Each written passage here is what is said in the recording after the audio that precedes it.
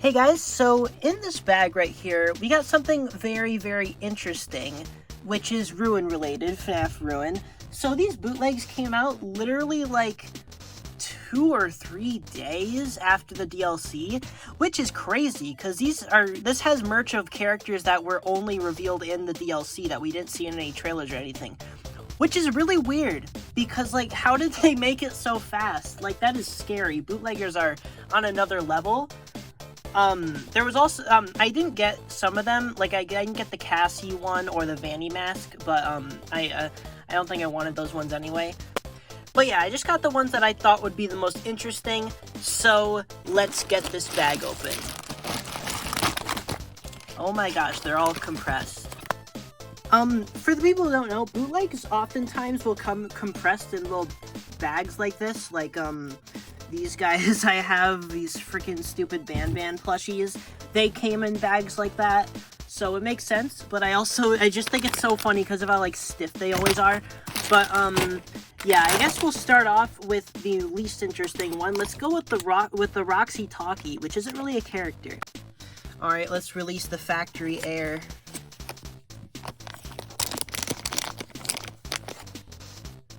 Now, this one's quite a small plush, and since it's already kind of flat, it doesn't seem nearly as compressed as the other ones do.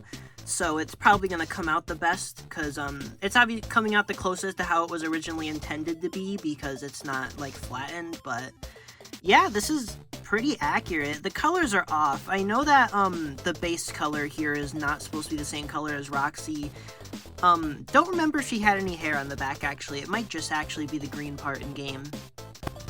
I know this lightning bolt on the front isn't supposed to be pink, same with that. It's supposed to be red, so that's a little inaccuracy. I don't know why the embroidery is brown around the eyes and like that. It should probably be black.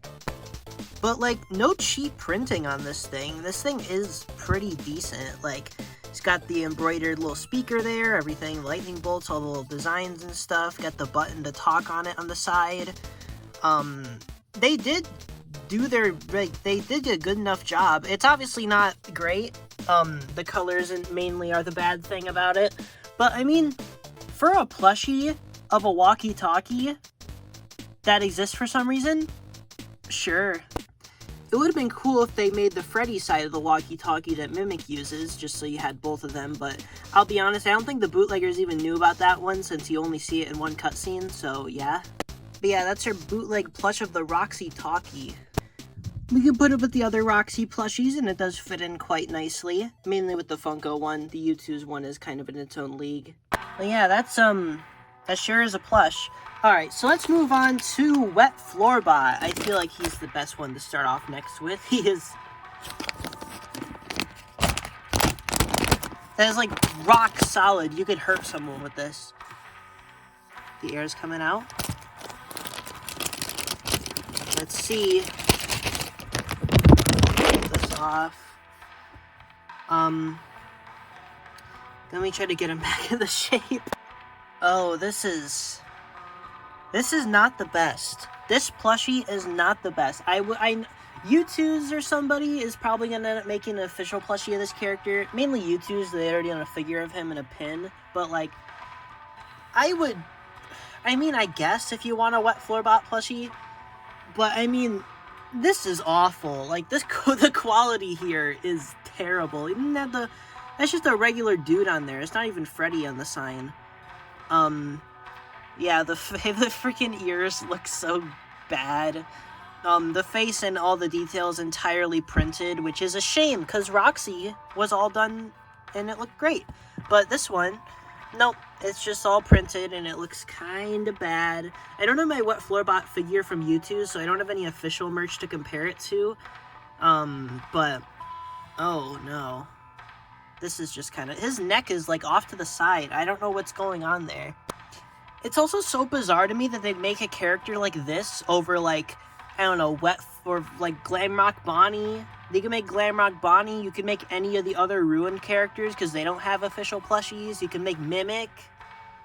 Like, there's so many weird things about this to me.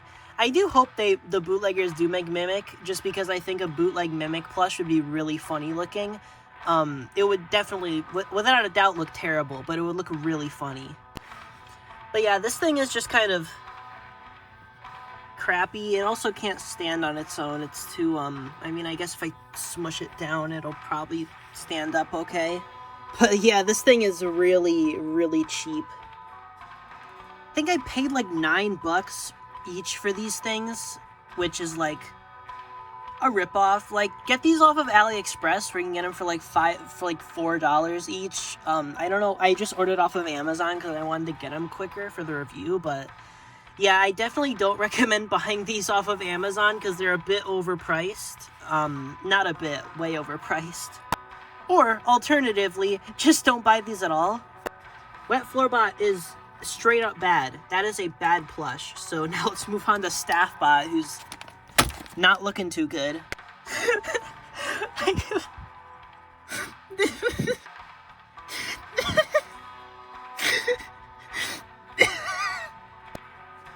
Why is he bald? They don't have that color on top of his head. Why is it all gray? There's none of like the blue that he's supposed to have. He doesn't have the tear tracks. He doesn't have... This is so funny. He obviously can't stand up on his own. This plushie is way too, like, unstable. But, like, the crappy printing. This thing looks like it's begging to be put down. This thing looks so bad. What is going on with the arms? Why do they go up then out? Ah, it looks so weird. Why does he have 5 fingers? Staffbots only have 3 fingers. Why does he have that? Yeah, this is a really, really hilariously bad plush. I kind of love it for that. And you know, I'm really surprised we haven't gotten any Staffbot merch yet, because you'd think they would, because they're a really easy character to make. Like, the sculpt would be really simple, or the plush pattern would be really simple. They're a very easy design to capture. I'm not really sure why we haven't got much Staffbot merch. I know they're getting a snap set, eventually. I'm not sure when that's going to be coming out, but it hasn't been revealed yet, but I know that is happening eventually, so we are going to get some official Staffbot merch, but I personally really like the Staffbot's design, so I would have wanted more official merch of them, but for now, all we got is this doofus. Like, his back is broken. Like, he just doesn't have any stability. He just flops around. At the very least, he does stay up pretty well when you just, like, prop him up on something, but man, this plush is bad. It would look so much better, too, if they had just colored the top part of his head. Like, it's literally there, like, it's detailed on. They just colored it the same color as the rest instead of what's on the ears. And I don't get what happened there. Like, why isn't it colored? Alright, now we got the moment we've all been waiting for. Probably who is in the center of the thumbnail, and the best looking plush in this set. I can already tell just by looking at him in the bag. Helpy. Our little AR security mask helper. So yeah, as expected, he doesn't look nearly as good as the product images on the web, on like the product listings and stuff, but that being said, he does look quite decent. Like, you could, if this was an official plush, I'd believe it, because he does look pretty alright. Everything's accurate, nothing really too noteworthy. He's got nice embroidery done on him. He's understuffed. That's the main issue I noticed. He's severely understuffed, and I think that really hurts this plush, because I feel like if he was stuffed well, this would actually be really good. Little wrinkles on his shirt are all fully detailed. His just face design looks pretty good. I'm not too big a fan of the material on his hat. Not really sure why it's like that. It's not the worst thing in the world, but just kind of not a big fan of it. But yeah, the face detail looks pretty good. It is flat, though. His face is just completely flat, which kind of sucks. Yeah, he's got his hands and his gloves. Got a little H on his shirt for Helpy. He's got a teal shirt underneath. I don't remember if that was a thing in the game, if he had a teal shirt, but he's got his purple shoes. This is the only one in the set that I would, like, I could recommend this. Like, this isn't bad. It's not terrible. Definitely not. Again, it's very understuffed and does definitely look cheap. But, I mean, the design itself isn't awful. I'd even go as far to say that the design is good. If a competent plush manufacturer made the same design, it'd probably look good. It'd look real good. But, that being said, still, official Helpy plushies are much better. Although the official ones are not wearing a little uniform. I do really hope Funko does make a Helpy plushie, like, for Ruin, because I think that'd be a really good one to make. but only time will tell. So yeah, just a quick little review I wanted to do on these bootlegs that I thought were really interesting. Yeah, FNAF Ruin bootlegs.